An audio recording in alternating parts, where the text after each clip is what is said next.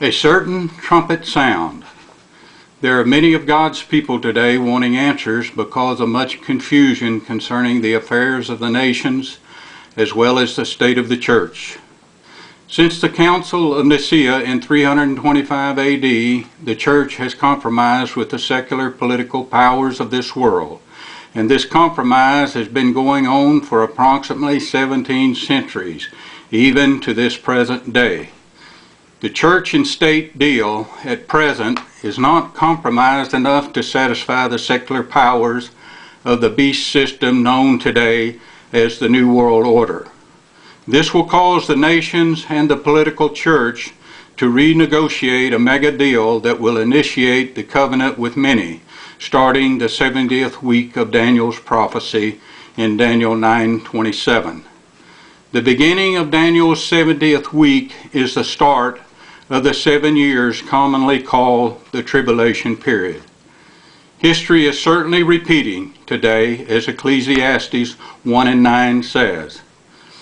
The secular part of this covenant is going to involve the United States, the UN nations, and Israel. They are at the threshold of negotiating the covenant for Israel to give up their land to the Palestinians for the sake of peace. Many of the religious leaders of the political world church and secular leaders are pushing hard for the covenant which divides Israel's land. This covenant with many involves much more than natural Israel. It has many aspects, natural and spiritual, other than dividing Israel's land. It's a covenant with many nations and peoples, which includes the church. Much could be said concerning the covenant, but it would be too lengthy for this time. The number one idolatry of modern times is the worship of self. Man has put himself on the throne of his own heart. The self-life, in other words, the soulish life, is the hallmark of both secular humanism and religious humanism.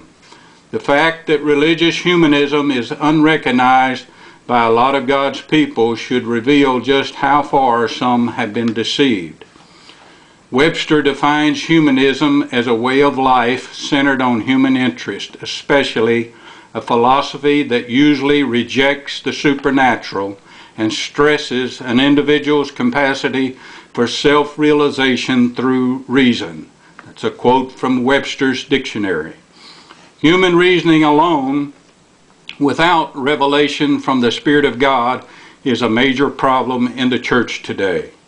Secular humanists despise true Christians, and they don't want the people to develop a biblical worldview.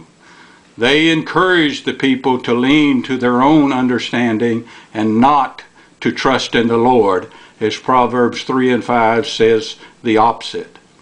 Proverbs 3:5 says, "Trust in the Lord with all thine heart, and lean not upon thine own understanding." Religious humanism has occurred in the past in the Crusades about 900 years ago. History records these crusades as a series of wars launched by the Christian states of Europe against the Muslims for the purpose of rescuing the holy places of Palestine from the Muslims. There is a religious spirit emerging in the Western world to preach a last crusade.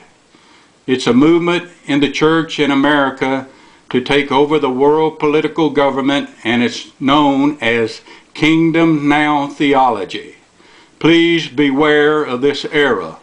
Many Christian patriots are leaning toward the idea of the church governing this world before Jesus Christ returns to set up his literal kingdom on earth. This is not sound biblical doctrine, because Isaiah prophesies, when the government is upon the Lord's shoulders, there shall be no end. Isaiah 9. Also, Daniel 2:45 says this secular world government is coming to an end. In the English Revolution of 1640 to 1660, we see the Puritans in England could not reform the Church of England from its Roman Catholic ideals, such as prohibiting horse racing, gambling, cockfighting, and many other things. In other words, the Puritans could not legislate morality by religious humanistic efforts. There was a group of Christian believers who separated from the Church of England, known as Pilgrims, sometimes called separatists. The Pilgrims realized they could not reform the Church of England through the political realm. They knew reforming the church could only come through the spiritual realm of the Holy Spirit changing the hearts of men. Here is my point. Not all of the Puritans became known as Pilgrims. The believers who separated from the state church of England were called Pilgrims. Revelation 18:4 says, "And I heard another voice from heaven saying, Come out of her, my people, that ye be not partakers of her sins, and that ye receive not of her plagues." I pray we are hearing what the Spirit of the Lord is saying unto the church today. 2 Corinthians 6:17 says, "Wherefore come ye out from among them, and be ye separate, saith the Lord." It's time for God's people to separate from the Babylonian world system and all of its religious humanism. Joel chapter 2 verse 1 says, "Blow ye the trumpet in Zion, and sound an alarm in my holy mountain. Let all the inhabitants of the land tremble, for the day of the Lord cometh, for it is nigh at hand." The trumpet is sounding. It's going to become much louder to summons God's people together in a holy assembly. This is not the seventh and last trumpet at the time of the rapture, which sounds at the end of the 7-year tribulation period. This trumpet warning is to prepare God's people for what is coming. Much of the church has a false hope and await a rapture that will remove them out of the earth's tribulation period of 7 years.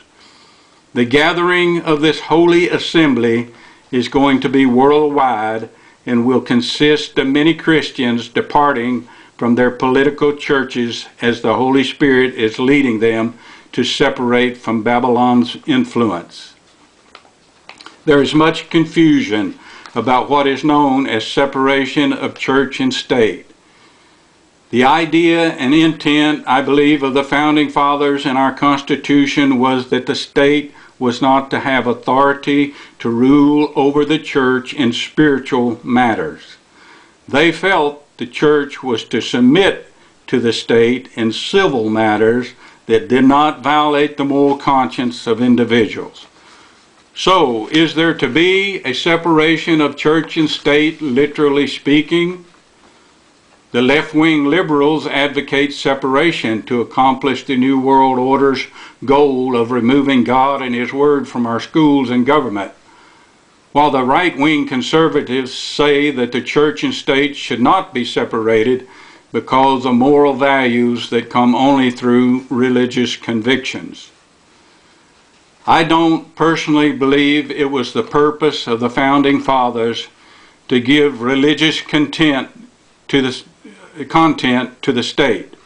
Rather, the Constitution was an instrument whereby already existing religious values of the nation could be protected and perpetuated with freedom. The earth-shaking events that are coming upon this world will bring an upheaval of the church and state. The land of Israel may be divided very soon, and this will cause war to break out in the Middle East, eventually leading to World War III. Please be prepared for a major earthquake in America when Israel's land is divided. I pray that God's people can hear a certain trumpet sound. The uncertainty of the trumpet sound is going to cease in the near future to those who have ears to hear. God's plan has not been understood concerning the coming tribulation. Therefore, we could not expect much more than confusion. Come out of her, my people. Come out of the confusion of the worldly church system and become a believing pilgrim who can understand God's purpose for the closing of the church age. May God bless you.